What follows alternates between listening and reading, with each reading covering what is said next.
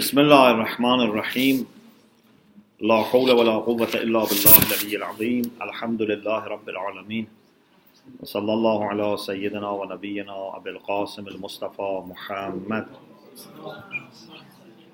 وآله الطيبين الطاهرين لا سيما بقية الله في الأرض اللهم أخرجني من ظلمات الوهم وأكرمني بنور الفهم اللهم افتح علينا أبواب رحمتك وانشر علينا خزائن علومك برحمتك يا أرحم الراحمين. This is our final session about fiqh, introduction to fiqh, and as you remember we discussed in the second part of last session about Ijtihaad and Taqlid. We clarified the meaning of Ijtihaad, and we said we have two types of Ijtihaad, Ijtihaad mutlaq, Ijtihaad mutajazzi. And then we said Taqlid means to do your action in compliance with the fatwa of a mujtahid. Then we mentioned reasons for Taqlid. We said it is, first of all, a rational practice that people do in different fields of life. Also, we said that there are many hadiths that talk about this. There are also some verses of the Quran that ask people to refer to those who know, or ask people that they should go and learn and then teach their own people, like Ayatul Nafra. لولا نفر من كل فرقة منهم طائفة ليتفقهوا في الدين ولينذروا قومهم إذا رجعوا إليهم. Why? If all people cannot travel to learn, why from every group some don't travel and learn and then go back to their people and warn them? Question: if these people are going to learn and then people don't follow them, what's the benefit? Yes? So, we talked about different reasons for taqlid. And we said this actually didn't start in the time of occultation or ghaibah. It was happening in the time of imams. Even Imam Sadiq alayhi salam, for example, said to Aban ibn Taghlib, I like to have more people like you among my Shia who sit in masjid and give fatwa. Imam asked him to sit in masjid in Medina and give fatwa, and said, I like to have more people like you. Okay, now the next question is, does marja, or marji' if you want to say it more correctly, does marji' need to be the most knowledgeable, or it's just enough to be knowledgeable? Okay, does marja' have to be a'lam, means the most knowledgeable, or it's just enough that he is a mujtahid and is mutlaq, mujtahid mutlaq, but not the most knowledgeable? But no one has said you can do taqlid of someone who is not mujtahid. Okay, and please be very careful. If people call someone Ayatullah, this is not hujjat. On the day of judgment, you cannot say, everyone was saying Ayatullah, so Ayatullah. This is not hujjat. Actually, some people, maybe their father has called them Ayatullah. Maybe this is the name in their passport, or there's Ayatullah. So Ayatullah is not a hujjah. We need a mujtahid, and like any other discipline, you must have recognition from the society of that field. Society of mujtahideen should say he is a mujtahid. Yeah? Who says someone is doctor? Who says someone is lawyer? Must be that society. Not lay people in that field. Yeah? So if, for example, 100 lawyers say, 100 doctors say, 100 businessmen say, this person is Ayatullah, is it hujjah for you? It's not hujjah for you. If some talaba say this is Ayatullah, is it hujjah for you? No. If someone has a hujjah, is it hujjah for you that he is mujtahid? No. These are not hujjah. The only hujjah is that you go home, you go to Najaf, you go to Mashhad, you ask top ulama. Agha, who is today mujtahid who can give fatwa? Not even ask any alim. Top ulama in every major hujjah, ask them, who are people that today in this age with peace of mind we can do taqlid of them? It's very rational. Don't take any risk. Okay. So, certainly has to be mujtahid mutlaq, and this must be verified by society or circle of mujtahid, top scholars. Does marja need also to be most knowledgeable or not? Some ulama say it doesn't need to be most knowledgeable. Why? Because they say when we refer to experts, we don't necessarily try to go to the most knowledgeable expert. For example, if you want an engineer, if you want a doctor, if you want an architect in London, do you go to the most knowledgeable person and most experienced person in that field or no? They say it's not necessary. We can go to someone who has the enough and adequate credentials. We don't need to go to the best.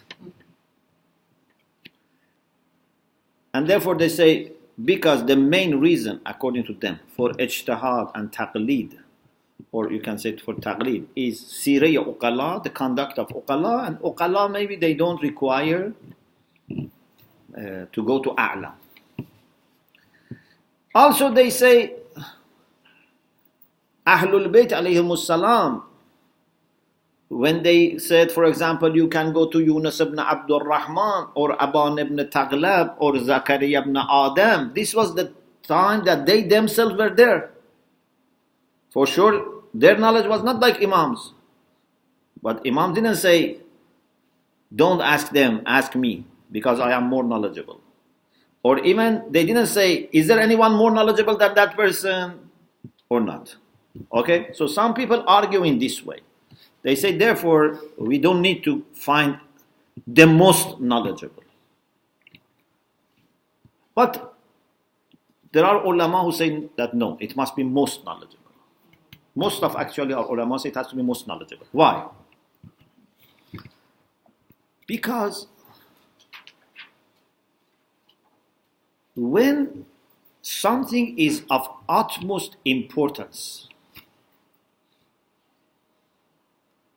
suppose there is a disease, God forbid, that it's very difficult to diagnose.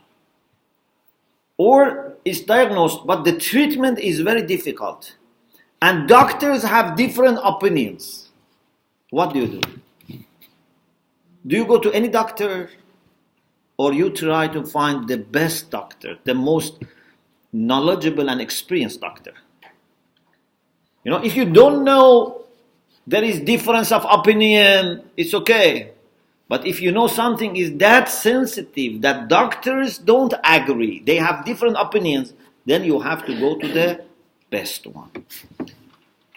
So, do we know that there are different opinions among maraji, or we don't know? We know that there are different fatwas. So we cannot, say, no, I didn't know. I thought they are all saying the same thing. No. When they have different opinions, or as we say in Usul al-Fiqh, there is ilm ijmali, means we know that some issues they differ, not 100%, not even maybe 50%, maybe 20%, maybe 10%. But we know that they differ in some of the fatwas. So, what should I do to be on the safe side? I try to find the most knowledgeable person. If I follow the most knowledgeable person, am I taking any risk? Is anyone stopping me and saying, no, you must not follow the most knowledgeable. There is a problem here. No. But if I follow the one who is not most knowledgeable, this is risky.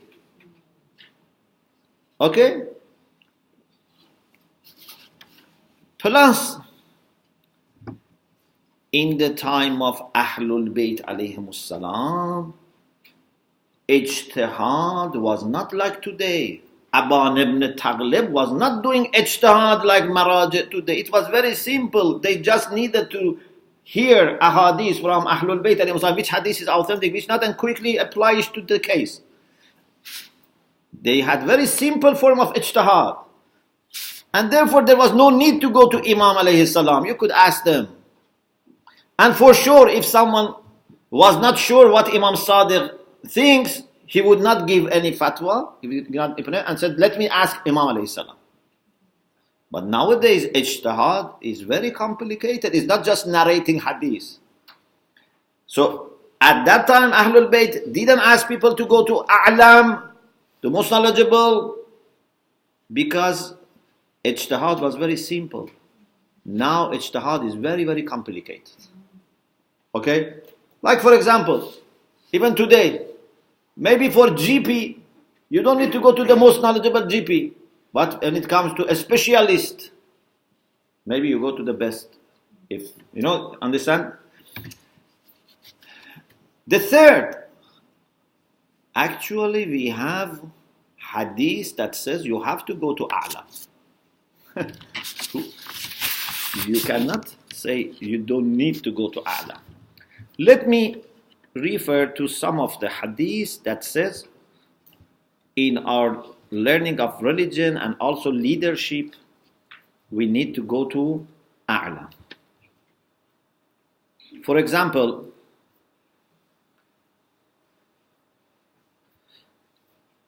there is a famous hadith, we call it Maghbuliyya Umar ibn Hanzaleh. Umar ibn Hanzaleh asked Imam Sadiq alayhi salam, what should we do when we receive conflicting, for example, opinions? And Imam alayhi salam gives him answer and finally reaches this point that two parties, they have differences and each of them asks, an alim, but these alims differ.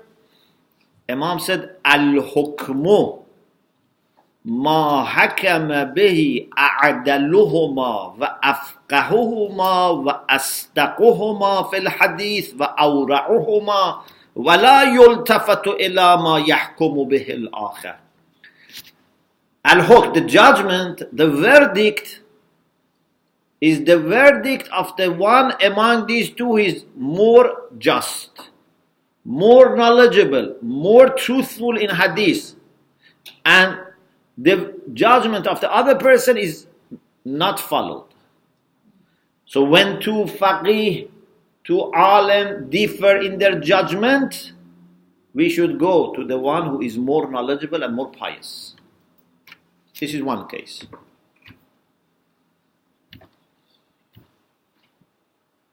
Amir al-Mu'mineen, in his instruction for Malik Ashtar, when he appointed him as governor of Egypt, when he talks about conditions of judge, who can be judge?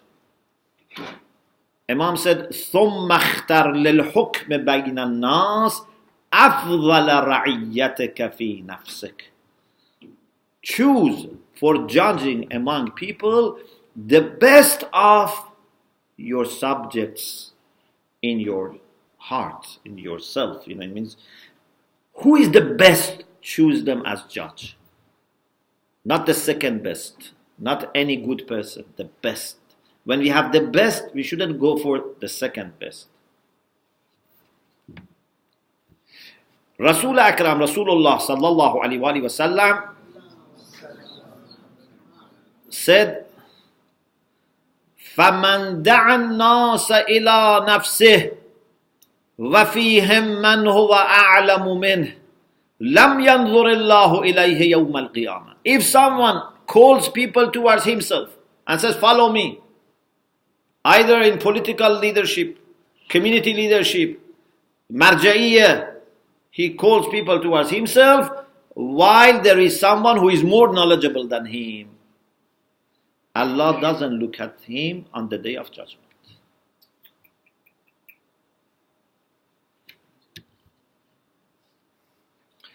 In another hadith, Rasulullah said, "Man taqaddama ala qawmin min al-Muslimin, wa huwa yara anna fihim man huwa afdalu min." If someone precedes other and puts himself in a leadership position while he knows there is someone better than him, فَقَدْ خَانَ اللَّهَ وَرَسُولَهُ وَالْمُسْلِمِينَ. He has betrayed Allah and the Messenger and Muslims. So, if someone is better than you, how can then you put yourself in the position of marja'iyya? It's very difficult to say, no, it doesn't matter.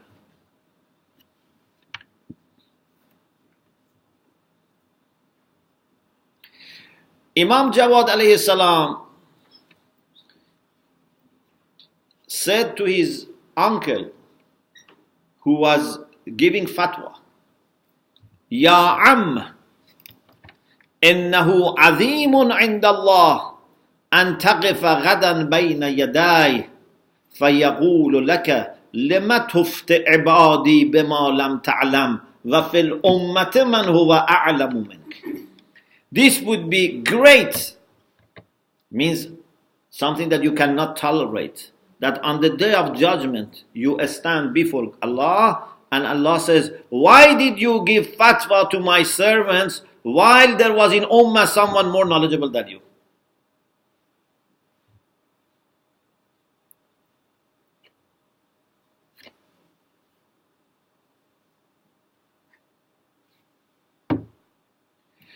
Imam Hassan alayhi salam, in response to Muawiyah, when Muawiyah made a big khutbah and claimed, wrong things, Imam Hassan alayhi salam referred to a hadith from the Prophet.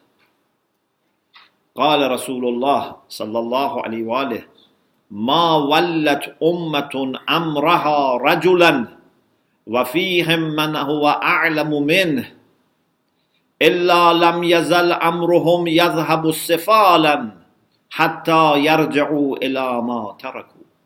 No nation have given wilayah, have given their leadership to a person while there is a person more knowledgeable, unless their affairs goes always from bad to worse, unless they return and make the one who was more knowledgeable their leader.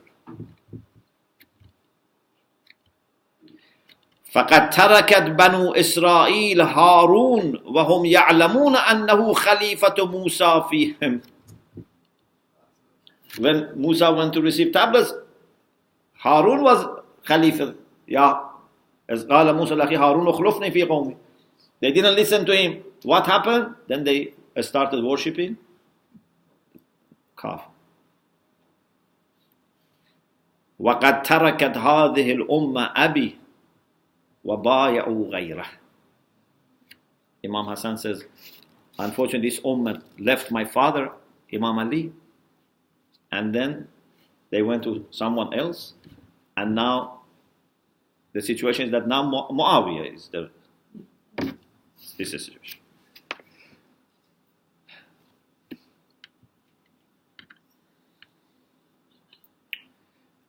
Amir al-Mu'minin alayhi salam says, Inna awla nas bil anbiya a'lamuhum bima ja'u bih. The people who have more right to speak on behalf of prophets are those who have more knowledge about what the prophets have brought. Al-ulama'u warathatul anbiya. But which alim has more inheritance? The one who has more knowledge. In Nahjul Balagha again, Imam Ali says, Ya ayyuhan nas, inna ahaqqa nas bihadha al-amr aqwahum alayh wa a'lamuhum bi amrillah. The one who has more right for this, means for leadership, is the one who is more capable and more knowledgeable. He knows the command of Allah better and is more capable.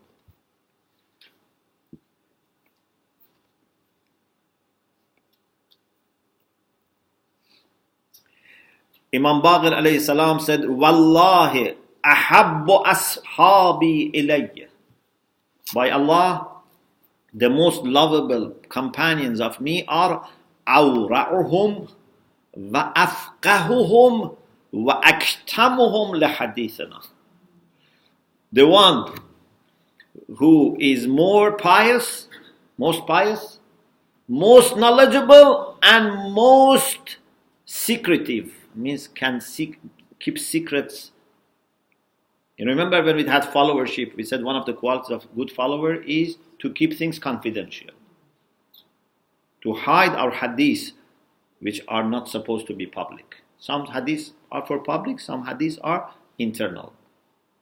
Okay, there we have, I think, enough to say that marja'iyya, as a person who has a scholarly position, but also a person that has leadership position. Because no one can think that marja is just a scholar. Marja is also a leader. And how can we such hadith, we say, we go for someone who is not the most knowledgeable? It doesn't look, right. Now, what is the meaning of a'lam? This is a very good discussion. Of course, scholars have discussed this issue, and I mentioned just some of the opinions of scholars so that you have some idea what is a'lamiyya. Because people may think a'lamiyya means the one who has bigger imamah. If you have bigger imamah, then he's, or the one who has more people walk. For example, someone walks, 100 people walk with him. MashaAllah, this must be very a'lam because he has 100 students. Or the one who gives more shahriya to students. No, these are not signs of a'lamiyya. Even the sign of a'lamiyya is not that he has more books. Someone maybe has no books. Maybe someone has hundreds of books. It's not sign of a'lamiyya. What is the sign of a'lamiyya? What do we mean by a'lamiyya? Sheikh al-Ansari says in Matarih al-Anwar, Al-a'lamu man kana aqwa malakatan wa ashadda istinbatan بحسب القواعد المقررة. Ijtihaad is a malaka. What does it mean? Means is an ability which has become a permanent quality for someone. That whenever you raise to him a question, he has the ability to go to the sources and comes back with answer. This is malakatul ijtihaad. Okay? This malaka is very important. Like for example, driving, swimming, all should become like part of your nature. If you are driving but you have to 100% focus and still you forget certain things, at the beginning you are 100% focusing and still you forget. You have not developed malaka for driving. But the one who means can easily make all the things properly, proper decisions, and still maybe can also talk. So, Sheikh Ansari says, A'lam is the one who has a stronger malakatul ijtihaad. So two people who are mujtahid, but the one who has a stronger quality of forming decisive opinions about rulings. According to the rules, maybe someone claims very easily, there are people that you ask them question, right away they give you answer. Don't be deceived. Any person who just gives you answer without a study, you have to doubt. Mujtahid has to go back and study unless he has already done his own research. But people, sometimes I see they make such a, childish arguments and say, based on this is my view. This is childish. You must go and check all the sources, opinions of other maraji, other fuqaha in the course of history and see, is there anything to affect this issue or not? When a patient comes to you as a doctor, you cannot just quickly decide. You have to see, is this maybe right now a new disease? Maybe this is a germ. Maybe other doctors, have had these cases, what they have found. Maybe this medicine doesn't work for this. You cannot quickly, every person comes, just take the pen and, write something. So, بحسب القواعد المقررة, according to the rules of ijtihad. وَنَعْنِي بِهِ, and we mean by having a stronger malakatul ijtihad, we mean man ajada fi fahm al-akhbar, the one who can understand hadith better, mutabaqatan waltizaman. Because we have three types of meaning: al-ma'na al-mutabiqi, al-ma'na al-tazmini, al-ma'na al-tazammuni, al-ma'na al-iltizami. Means direct and indirect meaning, implicit and explicit meaning of hadith. Sometimes hadith says something, but it implies another thing. Who can understand hadith better? Isharatan wa talwihan, sometimes can be just hint. They should get these hints. Wa fi fahm anwa' ta'aruz, he must know that there are different types of conflicts that can happen among hadith. You cannot just find one hadith, even if it is authentic, and give fatwa. Maybe there is a conflicting hadith. And then, how to put them together, jam'. How you can put these hadiths together. We have ta'adul wa taraji, which is helping us how to decide. وفي الجمع بينهما بإعمال القواعد المقررة لذلك. You must know how to bring them together according to the rules that help us to understand what urf does. When urf hears two different things from a speaker, if they have jama' urfi, we should go by jama' urfi. These are, of course, technical discussions. Then he says, أما أكثر الاستنباط وزيادة الاستخراج لا مدخلية له.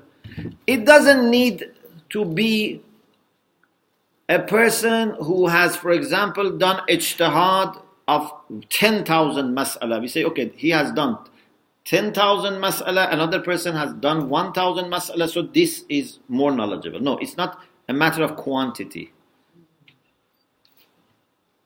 Many of our maraji, maybe actually their fatwas when they were 50 years old or 70 years old didn't differ. Yeah? Because when you develop the skill and you work for a few years, after that your idea may not necessarily change. Even if you are working more and your new masail are coming, it's not that their knowledge increases. Sayyid Abu al-Hasan al-Isfahani, rahmatullah alayh, he says, وَلْيُعْلَمْ أَنَّ الْمِلَاكَ فِي الْأَعْلَمِيَّةِ هُوَ الْأَقْدَرِيَّةِ في فهم الأخبار واستنباط الأحكام منها وكونه أجود فهما للأخبار. He says the criterion for أعلمية is to be more capable in understanding hadith and drawing rulings out of the hadith and having more appropriate understanding of hadith. You have to train your mind so that you understand hadith in the way that people of that time understood hadith. I cannot understand with 21st century mentality the hadith. Maybe the terms today have taken another meaning. An alim must be so familiar with the hadith of Ahlul Bayt that can understand what Imam Sadiq meant when he said this. What was understandable at that time. Like any field today. If today, for example, people interpret, for example, a Greek text which was written 2,000 years ago, how they interpret it according to the modern Greek, or they try to understand Greek which was spoken 2,000 years ago. Okay? So, a mujtahid must know what those hadiths meant at that time.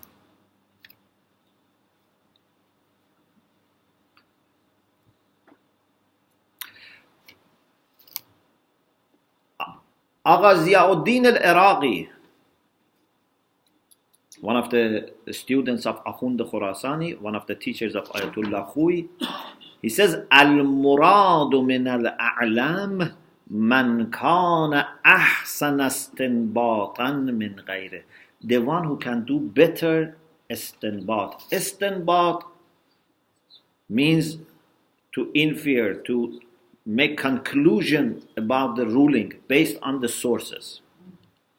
لكونه أقوى نظرا في تنقيه قواعد المسألة, because he is more capable in determining what rules apply here, because we have many rules in fiqh. Which rules apply here? You remember we had qawaid fiqhiyya. What references are here?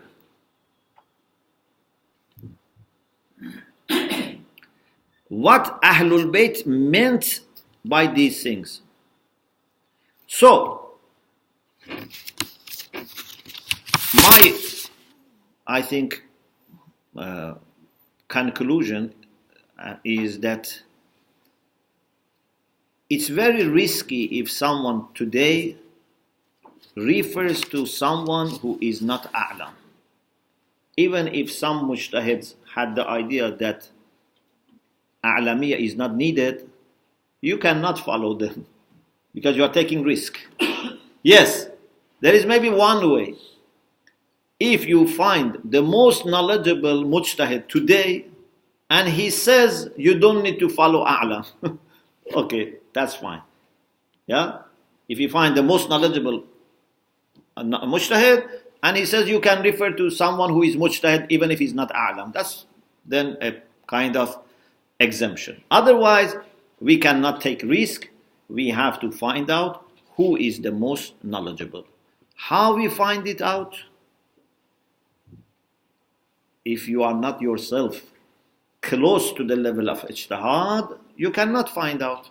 You should ask people who are mujtahid or at least close to the level of ijtihad, and you should also have a good inquiry. Because some people know all ulama, some people only know one alim. This is why I believe what we need to do is we should have, I hope inshallah this can happen in future, in every country, if not continent, in every country, we should form a council of ulama who live in that country, or maybe some of them live in that country, some don't live in that country. They live in the houses. We select a group of 6, 7, 8, 9, 10 scholars and say, we are not able to do this, research. You are alim, but we as a community request you to do proper investigation. Even when we don't need, we have alhamdulillah marja. But you should keep checking houses. Who are the maraja which are emerging? So that if God forbids, we lose our marja. we already have the system in its place that tells us in 24 hours, 48 hours, this is the most knowledgeable person, and we all follow. Instead of every person makes a decision on his own or her own, and they don't know. And in this way, we can also have a unity in the community. Inshallah, maybe in future, we can go for such systems that at the same time that we go for a'lamiyah, and at the same time that every person is responsible. You cannot put responsibility on someone else. But you can use rational methods that you can say to Allah subhanahu wa ta'ala that, oh Allah, we had this group of experts and they gave me confidence. I think this is actually a better answer to Allah than you just make few phone calls or read few websites. How much time we have? No time? Okay. There are other issues, of course, about marja. One is also that the marja should be hayy, should be alive. Why? Because marja is not just narrator of hadith. A narrator of hadith like Sheikh Kulayni, rahmatullah alayh. If you know something is said by Sheikh Kulayni and the Kafi, you can trust. But marja is the one that has to help us with life scenarios, day-to-day affairs, issues that emerge. So we cannot do taqlid of a dead person. Yes, if you have been already doing taqlid, then here many maraja allow to stay. This means maximum would be 1 generation. Yeah? So I followed one marja and I continue after his demise. Even sometimes you must continue if the living marja says that you have to follow the previous one if he was more knowledgeable. There are technical issues here.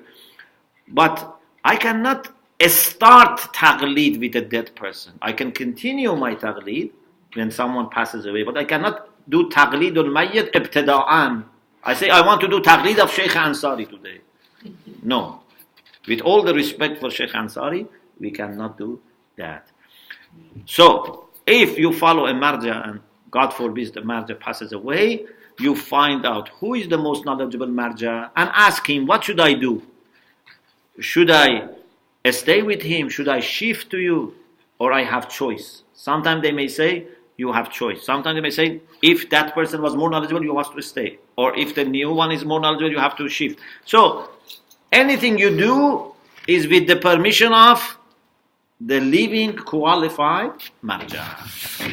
May Allah subhanahu wa ta'ala give long life to our marajah and give them success, give them tawfiq, and may Allah inshallah help our hawzas to train lots of great scholars so that inshallah in future we would have always godly scholars who can lead us in every areas of life, especially when it comes to marja'iyat. Alhamdulillah Rabbil Alamin.